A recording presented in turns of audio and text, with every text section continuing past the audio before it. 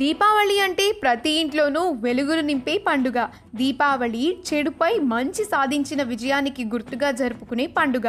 ఉదయం లక్ష్మీదేవికి పూజించుకుని సాయంత్రం పిల్లలు పెద్దలు ఆనందంగా టపాసులు కాలుస్తారు.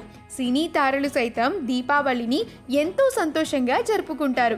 నేడు దీపావళిని పురస్కరించుకుని టాలీవుడ్ సెలబ్రిటీస్ కూడా కుటుంబ సభ్యులతో కలిసి ఆనందంగా జరుపుకుంటున్నారు.